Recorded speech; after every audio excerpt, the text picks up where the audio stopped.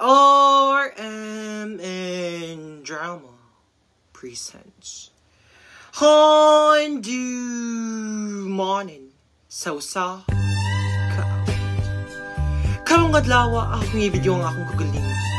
Isulti og iluhon ang asinto magigamit sa kada tudling. Kung kini ba kay hunong pamulong, pinasakang hunong pamulong o pinaubos ang hunong. Apan sa pamatong gidugayan ato ng sugdan. Una, dili ko ganahan sa imong gibuhat na ako. Ikaduha, gihigugma ko ikaw. Ikatulo, gikuha niyang imong kwarta. Ikaapat, gusto kong muadto sa balay ninyo. Ikalima, kagwapo sa babayi.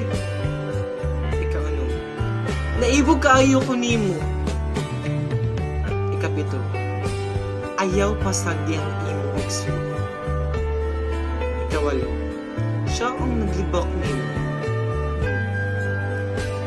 Ikasyam, nakapasar ka sa math? Ikanapo, ayaw kog sa muka. Mauto mga higala ang mga asinto nagigamit sa kada tudling sa letrang B.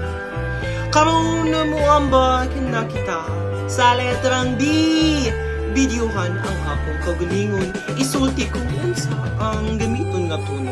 Kung kini ba kay tudling pahayag, tudling palihog, tudling tuwa, o tudling pangutana. Apan ato ng sugdan. Una, ikaw ang akong paborito nga maestro. Ikaduha, ipalihog og tono sa akong bag.